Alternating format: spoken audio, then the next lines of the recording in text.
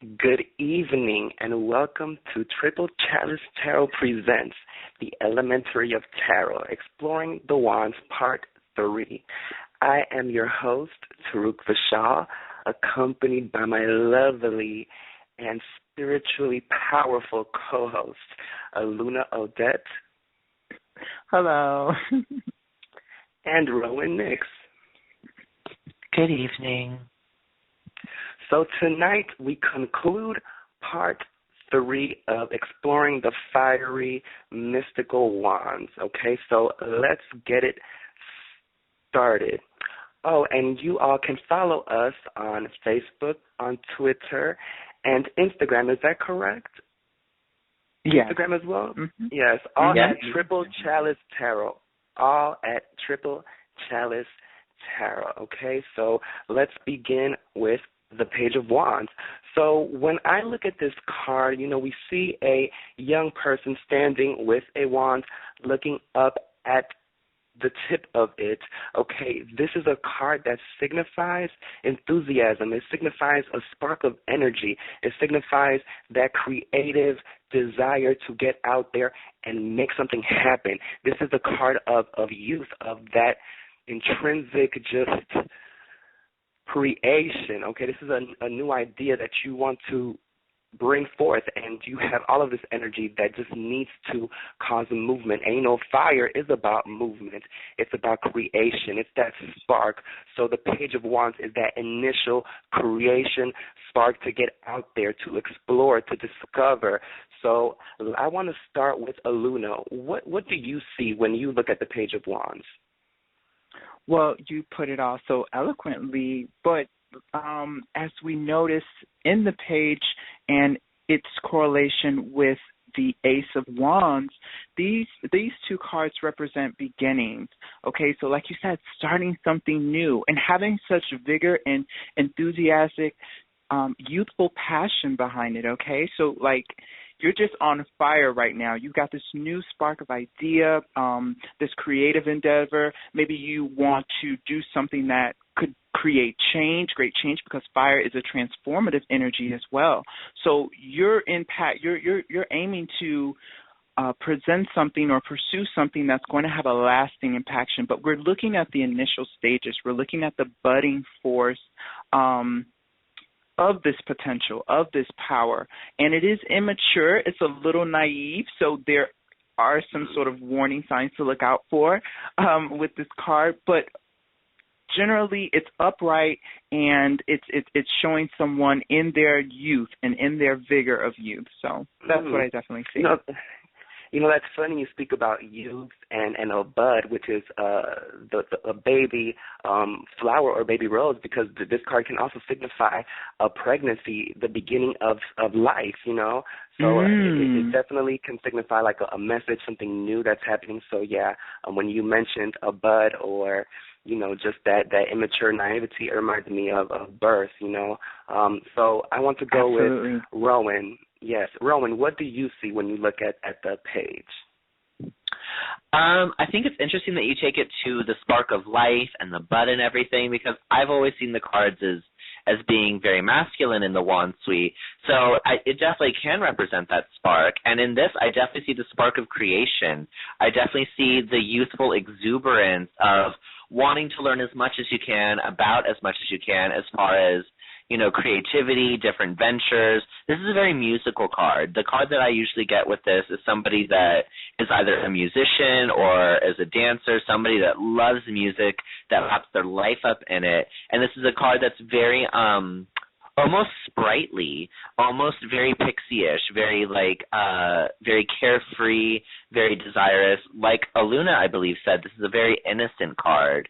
So bringing that into the spectrum as far as its position from the ace and it's evolving into the king, it definitely speaks to your inner child and your inner innocence as well, for sure. Absolutely. I like the use of that inner child as well. Definitely we can see that. Yes. Now, as far as the reversed, when I look at the reversed when it comes to the page, I see, like you two said, this youth. So this young person who has started these new projects, but they have not been successful. This person can be brattish. Things have not gone their way. Things have taken a negative route. Now, I see this as them not having that spark, that creative fire within them. It has not risen. So I feel like this card, being so young and naive and not having things go your way, you can be destructive, you can be negative, you can hurt yourself, you know. So with the Page of Wands reversed, I see this as a negative person who has not let that spark, you know, drive them. They're just stagnant and, you know, taking things out on others and themselves. It's just a negative energy that I sense when I look at the page reversed. What do you see, Luna?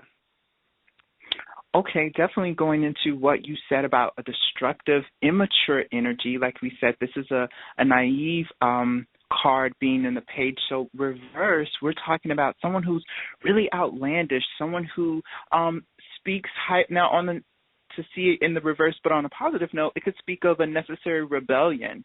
Okay, sometimes we need to push against the grain or not be so easily submissive. But looking at the negative aspect of it, this is someone who just has temper tantrums, outbursts. They're not in control of their emotions, their anger.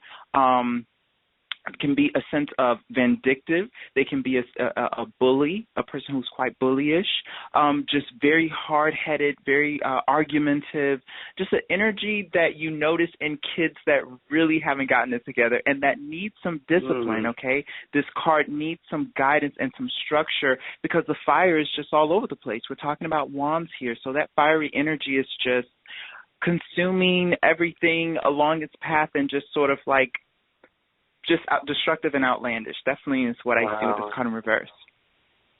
You know, when you speak, it reminds me of like those toddlers, like the 3 and 4 that are just really, really bad and just tear up everything in their way and just scream and cry and just, that's just what I see. Rowan, what about you? What do you see when it comes to the page in the reverse? It's funny that you both bring up toddlers and children because in the negative aspect, I definitely see this card as being somebody that's very bratty, very, petulant, very mischievous, like, oh, well, this is mine, and this too, and no, but this too, like, very, somebody that just wants it all the time, wants it their way, and is uncompromising, because fire, it can be notoriously uncompromising. Like Luna said, I think it was Luna that just said this, that it brings up everything in its path. It's like a forest fire. Nothing can stop it. Nothing can contain it. So in the negative aspect of that youthful exuberance, it definitely turns sour and domineering, for sure. Okay, that's good. Now, we can move on forward to the Knight of Wands. Now, the Knight of Wands, of course, is the next step to the page. So this is when you take that step.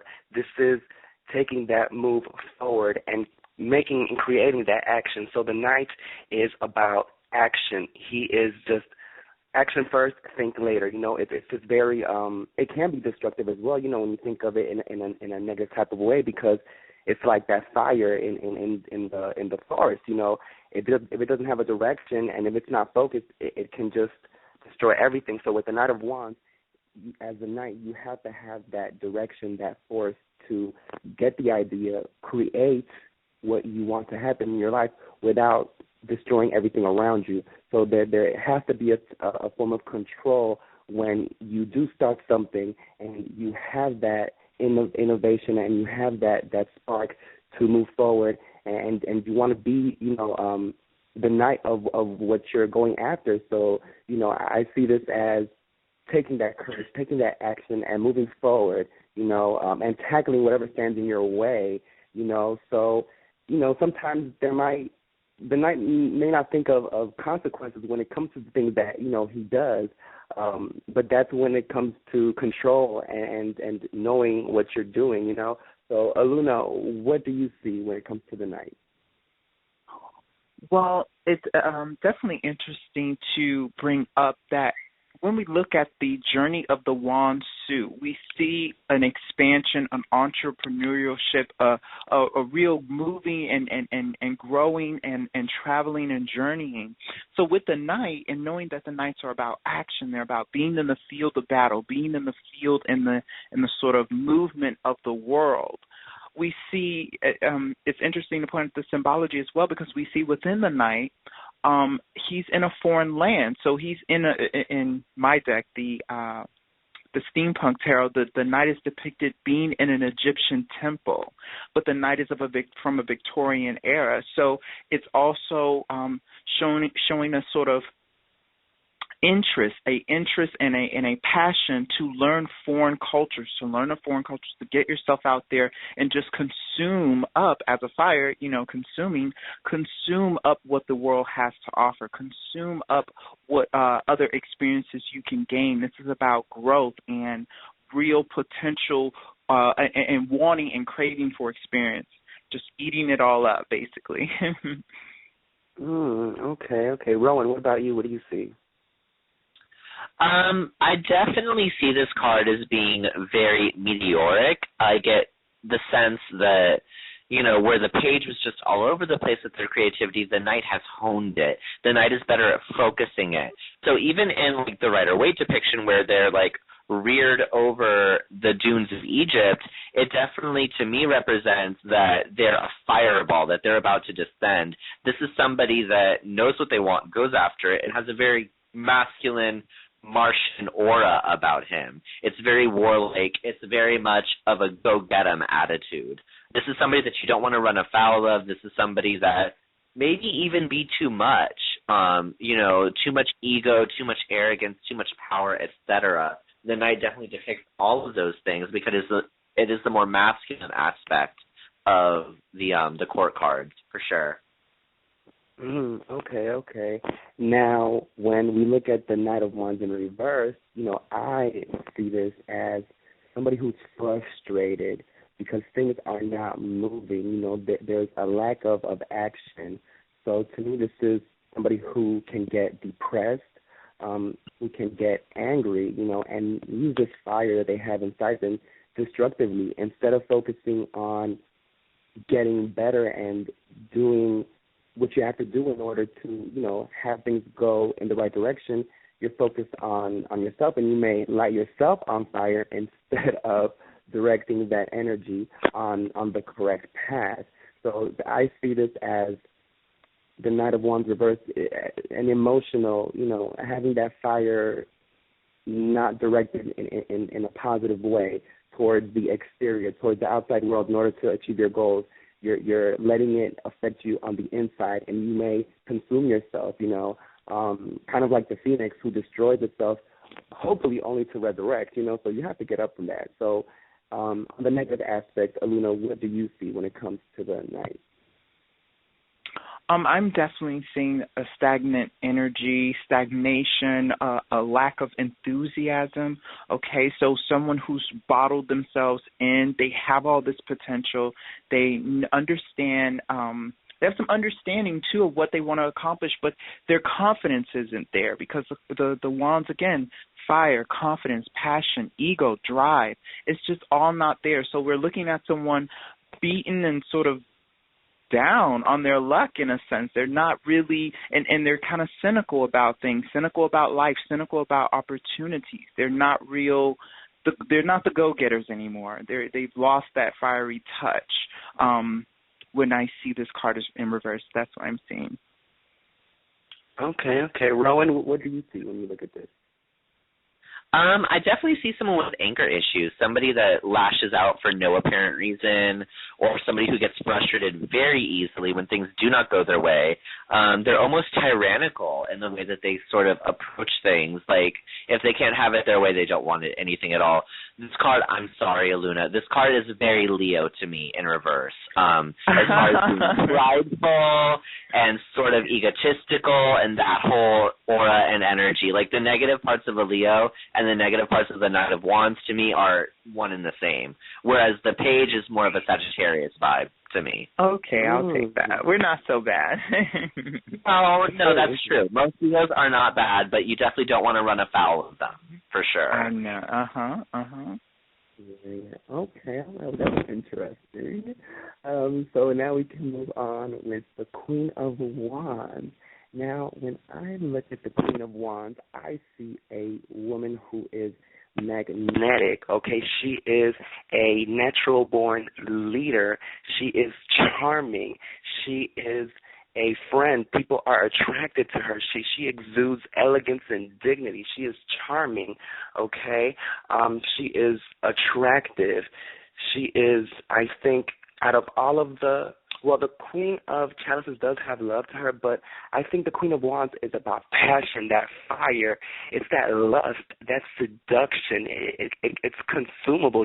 She ravishes. She ravishes you. She is the lady in red. Okay, that's what I see when I look at the Queen of Wands. Aluna, what about you? What do you see when you look at her? Well, to contradict my Aquarian friend here, Rowan, I see the upright of the Queen represented by Leo, and just that seductive charm to Leo, because Leo can be very royal and grandesque, and when they walk into a room, you take notice to them, and that's the energy that the Queen sort of wills in a more feminine aspect. She is charming. She is whimsical. There's in most depictions, she's accompanied by a black cat, so one very in tune with keeping company with familiars and strong feline energies. Okay, so this Queen is someone who is a very good friend, a dear friend, but she is more into the vivaciousness of life. She's one who wants to travel and go to exquisite places and dine and dance.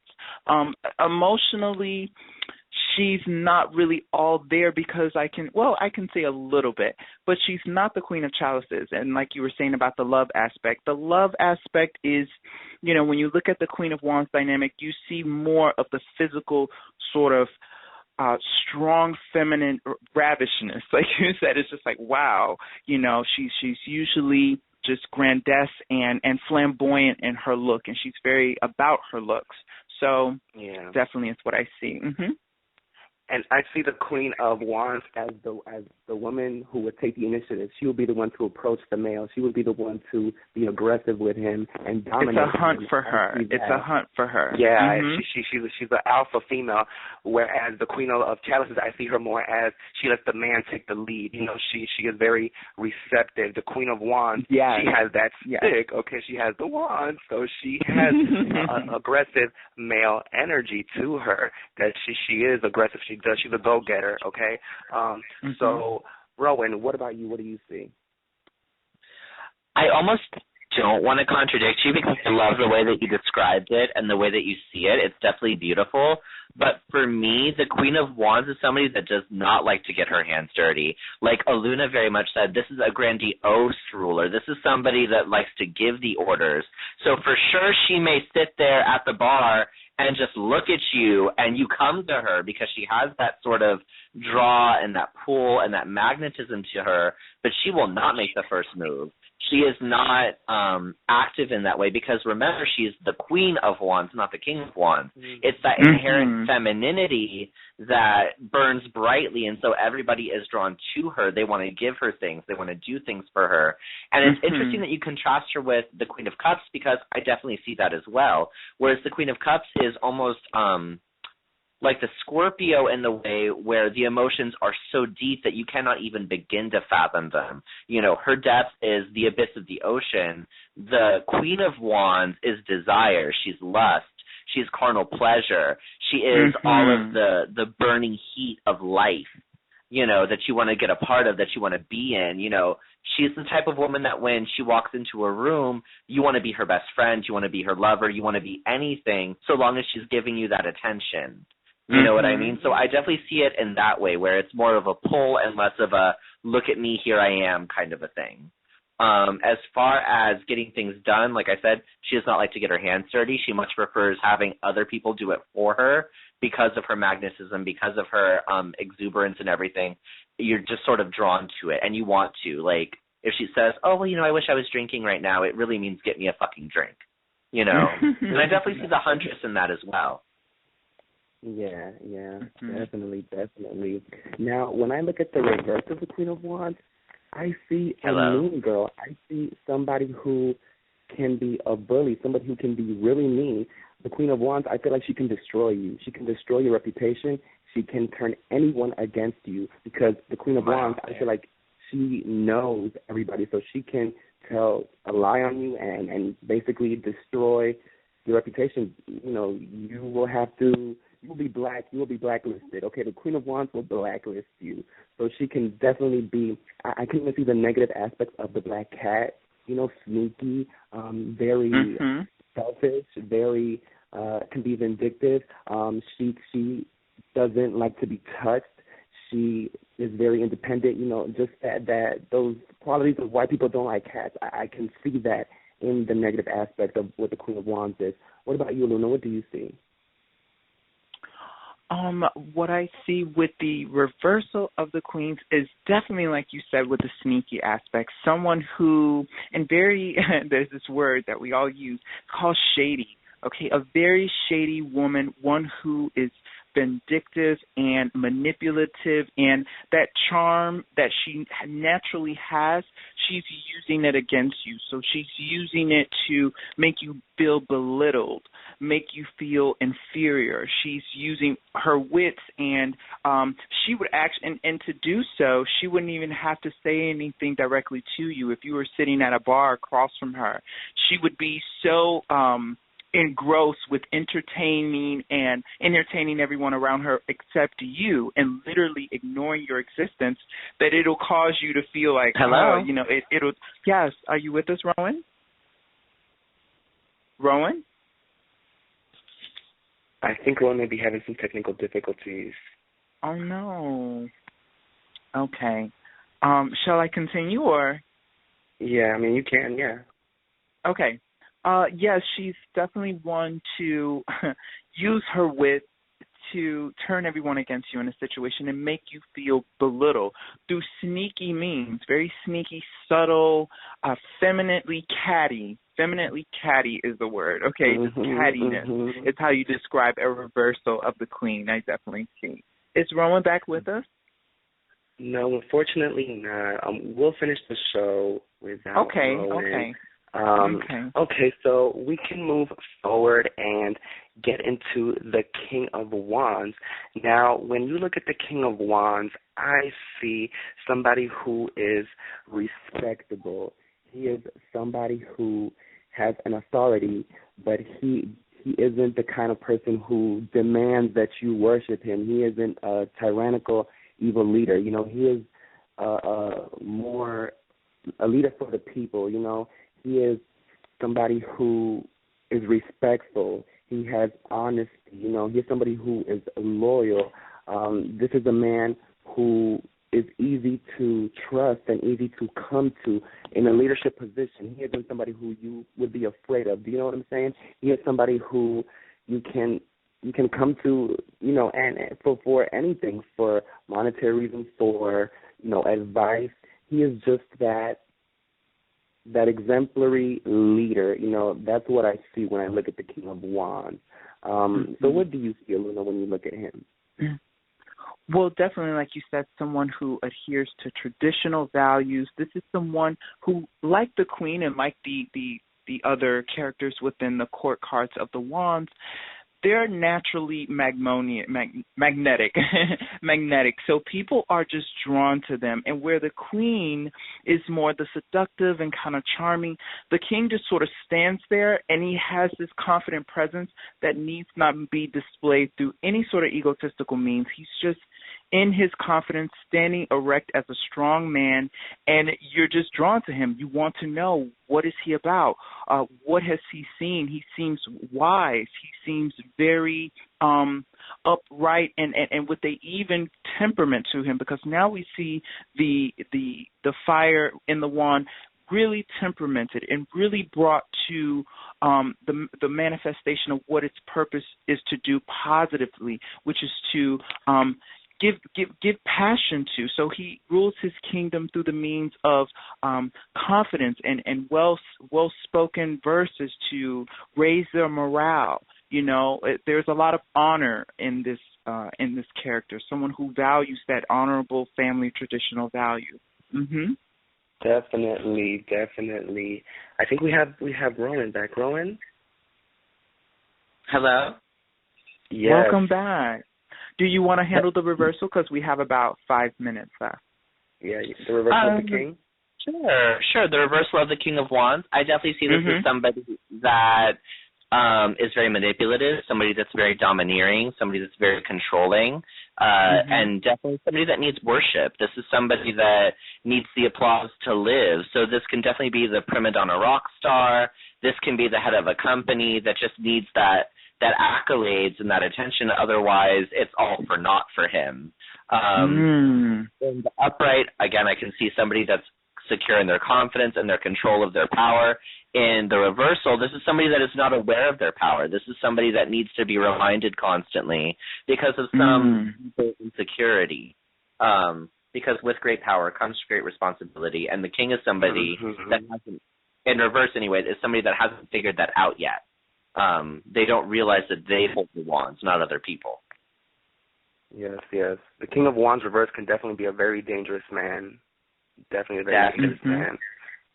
Yes. Well, that closes the wands and the minor arcana. This is amazing. We made it through. We actually made it through all the suits. How about that? How about that? So the next thing that we're going to discuss, basically coming along, is the major arcana, correct? Yes, we will be venturing into the major arcana. We're going to have another show tomorrow featuring a friend of Taruk's known as the Auric Knight, and he's going to be with us to speak on his spiritual experience, how to move past fears and get into your real authentic living self. If you want to pursue a spiritual journey, if you want to pursue a metaphysical journey, any sort of journey that you've been holding yourself back from, he is here to release you from that and send you forward. He's going to be on our show tomorrow. I'm guessing we'll do the show at 11 or 11:30. Maybe 11. I don't know. Okay, 11:30. And you can tune in with us there, as well as we'll be starting our major arcana show probably next Saturday, or we might do a little midi show. Something fun, right? We should do something fun. We'll keep you guys updated. We'll definitely keep you guys updated on that. So once again, thank you so much for listening to us. I am your host, Taruk Shaw, accompanied by Alina Odette. Good night. And Rowan Nix. Good night, all. Good night, everyone.